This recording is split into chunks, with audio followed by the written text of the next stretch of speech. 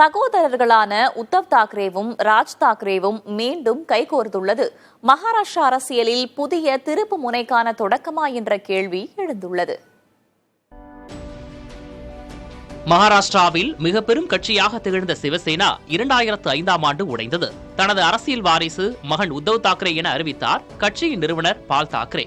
இதனால் கோபித்துக் கொண்டு தனி கட்சி தொடங்கினார் பால் தாக்கரேவின் தம்பி மகன் ராஜ் தாக்கரே.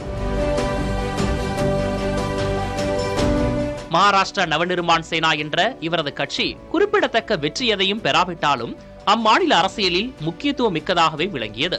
2022ஆம் ஆண்டு சிவசேனா மீண்டும் இரு பிரிவுகளாக உடைந்து ஒரு பிரிவு உத்தவ் தலைமையிலும் மற்றொரு பிரிவு ஏக்நாத் ஷிண்டே தலைமையிலும் இயங்கி வருகின்றன.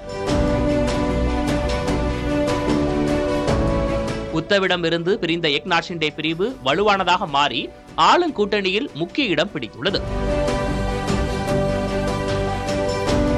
இந்நிலையில் உத்தவ் சிவசேனா பலவீனமடைந்து விட்டதாக கருதப்பட்ட நிலையில் மராத்தி மொழி பிரச்சினை அதற்கு புத்துயிர் கொடுத்துள்ளது.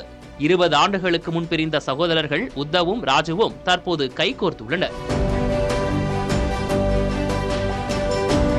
இவர்கள் இருவரும் ஒரே கட்சியாக இணைவார்களா அல்லது தேர்தல் கூட்டணி வைப்பார்களா என்ற எதிர்பார்ப்பு எழுந்துள்ளது. ஹிந்தி திணிப்புக்கு எதிரான தீ மகாராஷ்டிரா அரசியல் அனலை தகிக்க வைத்துள்ளது. அங்கு மதம் சார்ந்த அரசியல் களம் மொழி சார்ந்ததாக மாறுமா என்ற நிலை உருவாகியுள்ளது. விரைவில் நடைபெறவுள்ள உள்ளாட்சி தேர்தல் அரசியல் மாற்றங்களுக்கான தொடக்க புள்ளியாக இருக்குமா என்ற கேள்வியும் எழுந்துள்ளது.